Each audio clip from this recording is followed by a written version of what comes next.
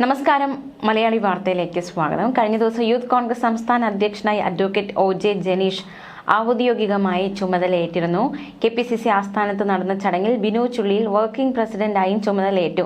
KPCC അധ്യക്ഷൻ advocate Sunny Joseph ഉൾപ്പെടെയുള്ള മുതിർന്ന കോൺഗ്രസ് നേതാക്കൾ ചടങ്ങിൽ സന്നിഹിതരായിരുന്നു. ഷാഫി പറമ്പിൽ MLAയും ഈ ചടങ്ങിലൊക്കെ സന്നിഹിതനായിരുന്നു. അതേസമയം നമ്മളിപ്പോൾ പോകുന്നത് അബിൻ വർക്കിയുടെ പ്രതികരണത്തിലേക്കാണ്. യൂത്ത് കോൺഗ്രസ് ദേശീയ സെക്രട്ടറിയായി അബിൻ വർക്കി ചുമതലയേറ്റിരിക്കുകയാണ്. നമുക്കറിയാം, യൂത്ത് കോൺഗ്രസ് അധ്യക്ഷ സ്ഥാനത്തേക്ക് ഉയർന്നു കേട്ട പേരുകളിലൊന്ന് അബിൻ വർക്കിയുടെ പേരായിരുന്നു. പക്ഷേ ഈ ഒരു സ്ഥാനപ്രഖ്യാപനമൊക്കെ വന്നപ്പോൾ അബിൻ വർക്കി അതിൽ പരസ്യമായി തന്നെ എതിർപ്പ് പ്രകടിപ്പിച്ചിരുന്നു. എങ്കിൽ പോലും പാർട്ടിക്ക് വിധേയനായി താൻ നിൽക്കുമെന്ന് തന്നെ അബിൻ വർക്കി പറഞ്ഞിരുന്നു.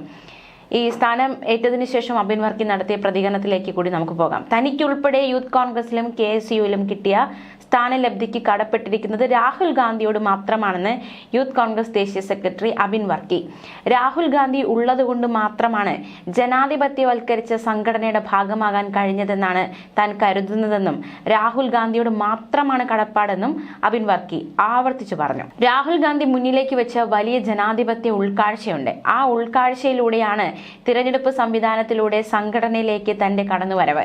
ഇന്നൊരു പ്രത്യേക സാഹചര്യത്തിൽ ഇങ്ങനെ ഒരു പുതിയ കമ്മിറ്റിക്ക് സ്ഥാനമേൽക്കേണ്ടി വരുമ്പോൾ കഴിഞ്ഞ കമ്മിറ്റി നടത്തി വന്ന എല്ലാ പരിപാടികളും ശക്തമായി തന്നെ നടത്താൻ പുതിയ കമ്മിറ്റിക്കും സാധിക്കുമെന്നാണ് പ്രതീക്ഷിക്കുന്നതെന്നും അബിൻ വർക്കി പ്രതികരിച്ചു. അബിൻ വർക്കിയുടെ ഒരു പ്രതികരണം ഈ സാഹചര്യത്തിൽ ഏറെ നിർണായകമായി മാറുന്നതും നമുക്കറിയാം. ഇപ്പോഴത്തെ ഒരു സാഹചര്യങ്ങളുടെ പ്രാധാന്യം കൊണ്ട് തന്നെയാണ്. യൂത്ത് കോൺഗ്രസിന്റെ പുതിയ അധ്യക്ഷൻ ഒ.ജെ. ജനീഷ് ഉൾപ്പെടെയുള്ള ഭാരവാഹികളുടെ ചുമതല ഏറ്റെടുക്കൽ ചടങ്ങിൽ സംസാരിക്കുകയായിരുന്നു Abin Varkey. KPCC president Sunny Joseph, UDF convener Adoor Prakash, Shafi Parambil MP, PC Vishnunath MLA തുടങ്ങി നിരവധി നേതാക്കൾ ചടങ്ങിൽ പങ്കെടുത്തു. അതേസമയം യൂത്ത് കോൺഗ്രസ് പ്രസിഡന്റായി ചുമതലയേറ്റ ഒ.ജെ. ജനീഷിന്റെ ഒരു പ്രതികരണം കൂടി നമുക്ക് നോക്കാം. KPCC അധ്യക്ഷനോട് അഭ്യർത്ഥനയുമായി യൂത്ത് കോൺഗ്രസ് പ്രസിഡന്റായി ചുമതലയേറ്റ ഒ.ജെ. ജനീഷ് തദ്ദേശ തിരഞ്ഞെടുപ്പിൽ യൂത്ത് കോൺഗ്രസുകാരെ പരിഗണിക്കണം. ജയസാധ്യതയുള്ള സീറ്റുകൾ നൽകണം. അടുത്ത 10 വർഷത്തെ മുന്നിൽ കണ്ടുള്ള പരിഗണന ഉണ്ടാവണമെന്നും അദ്ദേഹം ആവശ്യപ്പെട്ടു. ഇന്ന് തന്നെ യൂത്ത് കോൺഗ്രസിന്റെ പുതിയ കമ്മിറ്റിയുടെ ആദ്യ യോഗം നടക്കുമെന്നും അറിയിച്ചിരുന്നു. അതായത് കഴിഞ്ഞ ദിവസം തന്നെ ആദ്യ യോഗം നടന്നിരുന്നു. വരുന്ന സമരങ്ങളെ കുറിച്ചുള്ള പ്രഖ്യാപനം ഉണ്ടായി. വയനാട് വീട് എവിടെ എന്നാണ് യൂത്ത് കോൺഗ്രസിനോടുള്ള ചോദ്യം. സർക്കാരിനോട് മാധ്യമങ്ങൾ ഈ ചോദ്യം ചോദിക്കുന്നില്ല. ആ തീരുമാനം യൂത്ത് കോൺഗ്രസ് കൂട്ടായി എടുത്തതാണ്. സംശയമൊന്നും വേണ്ട. പറഞ്ഞ വീടുകൾ സമയബന്ധിതമായി തന്നെ പൂർത്തിയാക്കുമെന്നും ഒ.ജെ. ജനീഷ് പറഞ്ഞു. യൂത്ത് കോൺഗ്രസിൽ പൊട്ടിത്തെറി എന്നാണ് മാധ്യമങ്ങൾ പറഞ്ഞത്. എന്റെ ഏറ്റവും വലിയ സന്തോഷം എല്ലാവരും യോഗത്തിൽ പങ്കെടുത്തു എന്നത് തന്നെയാണ്. ഒറ്റക്കെട്ടായി തന്നെ യൂത്ത് കോൺഗ്രസ് മുന്നോട്ട് പോകുമെന്നും ജനീഷ് കൂട്ടിച്ചേർത്തു. താൻ ചുമതലയിലേക്ക് എത്തുന്നത് നിർണായക സമയത്താണ്. സർക്കാരിനെതിരായ സമരം ഇന്ന് തന്നെ തീരുമാനിക്കും. പദവിയല്ല, പ്രവർത്തനമാണ് പ്രധാനം. വളരെ ചുരുങ്ങിയ കാലയളവ് മാത്രമാണ് ഈ കമ്മിറ്റിക്ക് ഇനി ബാക്കിയുള്ളത്. സമരങ്ങൾക്കൊരു സാധ്യതയും കുറവില്ലാത്ത സർക്കാരാണ് കേരളം ഭരിക്കുന്നതെന്നും അദ്ദേഹം വ്യക്തമാക്കി. അതേസമയം യൂത്ത് കോൺഗ്രസ് സംസ്ഥാന കമ്മിറ്റിയിൽ തർക്കമുണ്ടായി. വർക്കിംഗ് പ്രസിഡന്റിനെ വെച്ചതിനെ വിമർശിച്ച് A ഗ്രൂപ്പ് രംഗത്ത് വന്നു. പിൻവാതിലിലൂടെ KC ഗ്രൂപ്പ് അധികാരങ്ങൾ പിടിച്ചെടുക്കാൻ ശ്രമിക്കുന്നുവെന്നാണ് വിമർശനം ഉണ്ടായത്.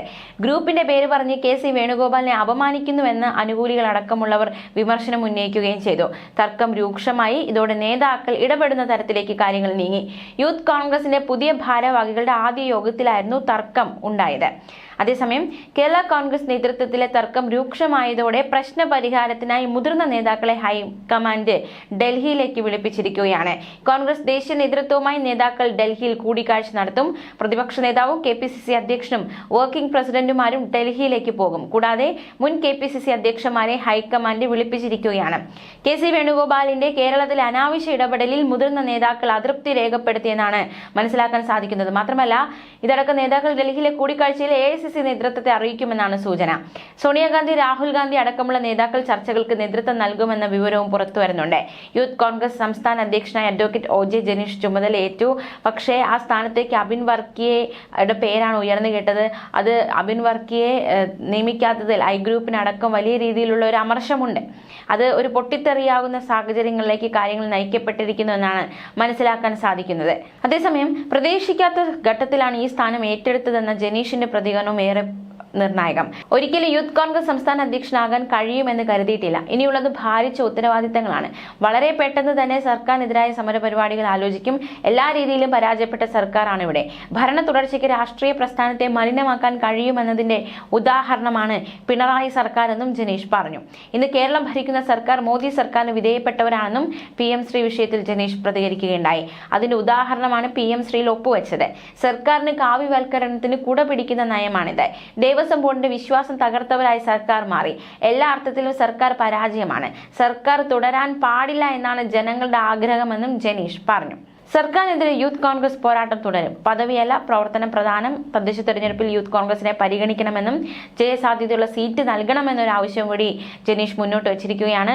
10 വർഷം മുൻകൂട്ടി കണ്ട് യുവാക്കളെ വളർത്തണമെന്നും KPCC നേതൃത്വത്തോട് അഭ്യർത്ഥിക്കുന്നുവെന്നായിരുന്നു ജനീഷിന്റെ പ്രതികരണം. മാത്രമല്ല, ജനീഷിന്റെ ഏറ്റവും പ്രധാനപ്പെട്ട ലക്ഷ്യമെന്ന് നമുക്ക് മനസ്സിലാക്കാൻ സാധിക്കുന്നത് വയനാട് ദുരന്ത ബാധിതർക്കുള്ള യൂത്ത് കോൺഗ്രസ് വീടുകൾ നിർമ്മിച്ചു നൽകുക, ആ ഒരു കാര്യം തന്നെയാണ്. അവരുടെ വാഗ്ദാനം നടപ്പിലാക്കുക എന്ന കാര്യം തന്നെയാണെന്നാണ് മനസ്സിലാക്കാൻ സാധിക്കുന്നത്. എന്തായാലും അതിൽ സംശയം വേണ്ട, സമയബന്ധിതമായി നടപ്പാക്കുമെന്നാണ് അറിയിച്ചിരിക്കുന്നത്. വീട് വെച്ച് നൽകണമെന്നത് യൂത്ത് കോൺഗ്രസ് കൂട്ടായി എടുത്ത തീരുമാനമാണെന്നും ജനീഷ് പറയുകയുണ്ടായി. ഒരു കോൺഗ്രസ് നേതാവ് കേരളത്തിന്റെ മുഖ്യമന്ത്രിയായി വരും. അടുത്ത തെരഞ്ഞെടുപ്പിൽ ഭരണം നേടാൻ സാധിക്കും. യൂത്ത് കോൺഗ്രസിന്റെ പുതിയ അധ്യായത്തിന്റെ തുടക്കമാണെന്ന് യൂത്ത് കോൺഗ്രസ് മുൻ സംസ്ഥാന വൈസ് പ്രസിഡന്റും ഇപ്പോൾ ദേശീയ സെക്രട്ടറിയുമായ അബിൻ വർക്കിയും പ്രതികരിച്ചു.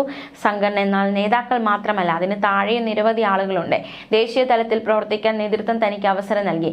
രാഹുൽ ഗാന്ധി ഉള്ളതുകൊണ്ട് മാത്രമാണ് ഈ സംഘടനയിലേക്ക് വന്നത്. ഇന്നലകളിൽ എങ്ങനെയാണോ അതുപോലെ ഇനിയും പ്രവർത്തനം തുടരുമെന്നും അദ്ദേഹം പറഞ്ഞു. അതേസമയം സർക്കാരിന്റെ അനീതികളെ ചോദ്യം ചെയ്യാൻ DYFIക്ക് കഴിയുന്നില്ലെന്ന് സണ്ണി ജോസഫിന്റെ പ്രതികരണം. സർക്കാർ വിലാസം സംഘടനയായി SFIയും DYFIയും മാറി. സർക്കാരിനെതിരെ പോരാടുന്നത് യൂത്ത് കോൺഗ്രസ് ആണ്. സർക്കാരിനെതിരായ കൂട്ടുപോരാട്ടമാണ് ഇപ്പോഴത്തെ നേതൃത്വം. തദ്ദേശ തെരഞ്ഞെടുപ്പ് അടക്കം ലക്ഷ്യം വെച്ച് പ്രവർത്തനം ശക്തിപ്പെടുത്താൻ കഴിയണമെന്നും അദ്ദേഹം പറഞ്ഞു.